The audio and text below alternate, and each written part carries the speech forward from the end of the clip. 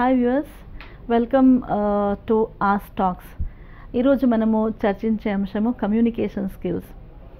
Communication skills గురించి తెలుసుకునే ముందు నేను డాక్టర్ సంధ్యా తివారీ అండి, ఒక కౌన్సిలర్, సైకాలజిస్ట్ అండ్ ఇప్పట్లో పాలమూరు యూనివర్సిటీలో ప్రొఫెసర్గా పనిచేస్తున్నాను. సో ఇది చాలా ఇంపార్టెంట్ విషయము. కమ్యూనికేషన్ స్కిల్స్ ఎప్పుడు మనం ఇది వింటూనే ఉన్నాము. అంటే ఈ కమ్యూనికేషన్ స్కిల్స్ అంటే ఏంటి? అండ్ ఇది చెప్పే ముందు ఒకటి మీకు చెప్తాను నేను. జనరల్గా ఇప్పుడు కమ్యూనికేషన్ అనగానే మైండ్లో వచ్చే పదము ఇంగ్లీషే. So first and foremost is ఒకటి అర్థం చేసుకోవాలి మనము, కమ్యూనికేషన్ అంటే ఇంగ్లీషే కాదు. కమ్యూనికేషన్ ఇస్ సంభాషణ ఏ లాంగ్వేజ్లో కూడా చేయొచ్చు. మనము వర్డ్స్లో అంటే వర్బల్గా చేయొచ్చు, నాన్ వర్బల్గా చేయొచ్చు. So first and foremost thing is communication అంటే exchange of information and ideas between two parties. ఆ పార్టీ అంటే ఇది టెక్నికల్ వర్డ్ అండి. Party can be between student and teacher, between audience and then speaker, between anybody. So one thing is very important. Communication గురించి మనము తెలుసుకునేటప్పుడు ఎదుటి ఉన్న మనిషి గురించి ఎక్కువగా మనము ఆలోచించాలి. అలా కాకుండా ఇప్పుడు జనరల్గా జరిగేది ఏంటంటే మనం ఎట్లా మాట్లాడతాము, నా కమ్యూనికేషన్ స్కిల్స్ బాగున్నాయా, నావి అంటే ఎక్కడ నేను మిస్ అవుతాను, ఎక్కడ నాకు ప్రాబ్లం ఉంది, ఇదే జనరల్గా ఆలోచించి most of the time students అనుకోండి ఆర్ ఎవరైనా సరే చాలా దెబ్బతింటుంది కమ్యూనికేషన్ స్కిల్స్ ఎప్పుడైతే మనము ఓన్లీ మన మీద ఎక్కువ ధ్యాస పెడతాము. So best solution to improve communication from my side suggestion is, ఎప్పుడైనా సరే ఎదుటి మనిషి గురించి ఆలోచించండి. వాట్ ఐ మీన్ బై ఎదుటి మనిషి గురించి అంటే ఉన్న వాళ్ళు మీ ముందు, వెదర్ మీ స్టూడెంట్స్ అనుకోండి ఆర్ మీ లైక్ ఎంప్లాయర్స్ అనుకోండి ఆర్ మీ ఆడియన్స్, ఎవరైనా సరే, ఈవెన్ మీ ఫ్రెండ్, వాళ్ళు మీ దగ్గర ఫెయిల్యూర్ అంటే మీరు సక్సెస్ కావద్దు. మీరు మాట్లాడేటప్పుడు మీ కమ్యూనికేషన్ ఫెయిల్ కావాలి, అది ఎప్పుడు వాళ్ళు ఆలోచించండి. అది మన నెగిటివ్ థింకింగ్. ఎందుకంటే ఇప్పుడు చూడండి, మనము ఎట్లాంటి సిచ్యువేషన్ సందర్భంలో అయినా ఏదైనా మన మనసుకి నచ్చినట్లయితే మనం సడన్గా నించుంటాము, క్లాప్స్ కొడతాము, అప్రిషియేట్ చేస్తాము, హక్ చేస్తాము. ఎందుకు జరుగుతుంది అది? ఎందుకంటే మీకు ఎప్పుడు కూడా మీ ముందు ఉన్న ఆడియన్స్ అయినా, మీ ఫ్రెండ్స్ ఉన్నా, మీరు బెస్ట్ పర్ఫామ్ చేయాలి, మీ దగ్గర నుంచి వాళ్ళు బెస్ట్ తీసుకోవాలి అనే వాళ్ళకు మైండ్ సెట్ ఉంటుంది. కానీ మీరు ఎప్పుడు కూడా ఫెయిల్ కావాలి అంటే మీరు మంచిగా పర్ఫామ్ చేయొద్దు అని ఉండదు.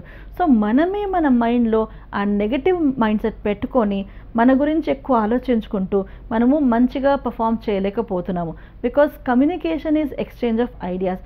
అంటే ఇప్పుడు ఇది ఎక్స్చేంజ్ అన్నప్పుడు రెండు parties, both sides should be completely involve అయి ఉండాలి. బట్ మనం ఎప్పుడైతే దాని గురించి ఒక పోల్చుకునేటప్పుడు, అంటే నేను చేస్తానా చేయనా, ఆ స్కెప్టిసిజంలో, ఆ డౌట్లో మనము మనల్ని క్లారిటీ తెచ్చుకునేటప్పుడు మనము వాళ్ళ లిసనింగ్ అంటే వాళ్ళు మాట్లాడేటప్పుడు ఏదైతే వాళ్ళు చెప్తున్నారో దాని మీద కాన్సన్ట్రేట్ చేయము. దీంతో ఏమవుతుంది, మీరు నెక్స్ట్ ఇచ్చే రెస్పాన్స్కి ప్రాబ్లం అవుతుంది. అంటే ఫస్ట్ ఈజ్ మీ నెగటివ్ మైండ్ సెట్తో మీరే మంచిగా పర్ఫామ్ చేయరు. సెకండ్, ఇప్పుడు కమ్యూనికేషన్లో టూ పార్టీస్ ఉంటాయి. ఎప్పుడైతే అవతల పార్టీ మీకు ఏదైనా చెప్తుంది అనుకోండి, అప్పుడు మీరు సరిగా వినకుండా మళ్ళీ మీ వచ్చే రెస్పాన్స్లో ఎక్కడో మీరు మిస్ అవుతారు. అది మిస్ కావడం వల్ల ఏమవుతుంది, ఇలానే అవుతూ తర్వాత you feel disconnected in the process itself. అందుకే కమ్యూనికేషన్లో ఎప్పుడు కూడా చెప్తారు 4 స్కిల్స్ ఆర్ ఇంపార్టెంట్. అంటే LSRW, these are the 4 skills. ఈ 4 స్కిల్స్ నేర్చుకున్నప్పుడు న్యాచురల్గా మన కమ్యూనికేషన్ చాలా ఇంప్రూవ్ అంటే పర్ఫెక్ట్గా ఉంటుంది. ఈ 4 స్కిల్స్ మళ్ళీ నేను రిపీట్ చేస్తాను. Listening, speaking, reading and writing. దీన్ని ఏమంటారు? LSRW skills.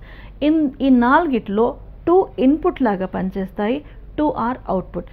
ఇన్పుట్ అంటే మనము రిసీవ్ చేస్తాము, మనము అబ్జర్వ్ చేస్తాము, అబ్జార్బ్ చేస్తాము. వెరాజ్ ది అదర్ 2 మనము ఒక అవుట్పుట్ లాగా ఇస్తాము. అంటే మనము so always keep in mind, మన రిసీవింగ్ కెపాసిటీని బట్టి మన అవుట్పుట్ డిసైడ్ అవుతుంది. అంటే if you are a good listener, you are a good speaker. జనరల్గా if you are a good reader, you are a good writer. అందుకే ఆల్వేస్ కీప్ ఇన్ మైండ్, ఈ communication improve చేసుకోవాలంటే only ఒకటే మీరు వెళ్ళి speaking మీదనే కాన్సన్ట్రేట్ చేస్తే మీ communication కంప్లీట్గా ఇంప్రూవ్ అవుతుంది అలా అనుకోవడం చాలా తప్పు. మీరు ఆల్ ద 4 స్కిల్స్ అంటే లిసనింగ్, స్పీకింగ్, రీడింగ్, రైటింగ్ని కాన్సన్ట్రేట్ చేయండి. ఇప్పుడు this is specially for the ones who are educated ones. అంటే మీరు ఎప్పుడైతే కమ్యూనికేట్ చేసేటప్పుడు ఎక్కడ కూడా ఏదైనా ల్యాబ్స్ రాకుండా, ఏ గ్యాప్ రాకుండా మీరు పర్ఫామ్ చేయాలనుకుంటే మాత్రం ఈ 4 స్కిల్స్ని మీరు మంచిగా ప్రాక్టీస్ చేయాలి. You should get command over the 4 skills. ఈ 4 స్కిల్స్ మీద కమాండ్ వచ్చేస్తే, కమాండ్ అంటే ఒక రీజనబుల్ హోల్డ్ రావాలి ఆ 4 స్కిల్స్ మీద. వచ్చినప్పుడు మీరు గుడ్ కమ్యూనికేటర్ మీరే అవుతారు. ఇంకొకటి ఏంటంటే, ఇప్పుడు communication is a kind of chain reaction or process. How మీరు ఒక్కసారి ఏదైనా యాక్టివిటీలో మంచిగా పర్ఫామ్ చేయండి, నెక్స్ట్ టైం అదే మీకు ఒకలాంటి మోటివేషన్ వస్తుంది. అందుకే అంటారు, మీరు ఫస్ట్ 5 టైమ్స్ మంచిగా పర్ఫామ్ చేయాలని మీరు ఎప్పుడైనా సరే ఆలోచించి కష్టపడి 5 పర్ఫార్మెన్స్ మంచిగా ఇచ్చినప్పటికీ మీకు ఆ కమ్యూనికేషన్ స్కిల్స్ ఉన్న ఫియర్ మాత్రం పోతుంది. It could be with your teacher, with your principal, in front of stage, ఏదో సెమినార్ ఇస్తున్నారు, ఎక్కడైనా సరే మీ కమ్యూనికేషన్ మీరు ఇంప్రూవ్ చేసుకోవాలనుకుంటే మీరు ఒక 4-5 టైమ్స్ మంచి సక్సెస్ రావాలి.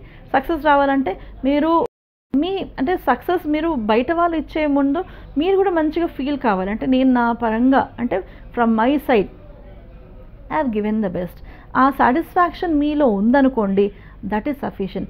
ఇలా మీరు ఒక 4-5 టైమ్స్ మాత్రం పర్ఫామ్ చేసుకుంటూ వెళ్తే అల్టిమేట్లీ మీ కమ్యూనికేషన్ స్కిల్స్ ఇంప్రూవ్ అవుతాయి న్యాచురల్గా. దాంతోపాటు కొన్ని బ్యారియర్స్ ఉన్నాయండి కమ్యూనికేషన్కి. కమ్యూనికేషన్ బ్యారియర్స్ మనము ఓవర్కమ్, అంటే దాని నుంచి బయటపడాలంటే దానికి ఒక పద్ధతిగా దాని మీద మనం వర్క్ చేయాలి. అలాంటి బ్యారియర్స్లో 3 or 4 ఇంపార్టెంట్ ఉన్నాయి స్పెషల్గా. అవి ఏం బ్యారియర్స్ అంటే, ఇప్పుడు first and foremost psychological barrier.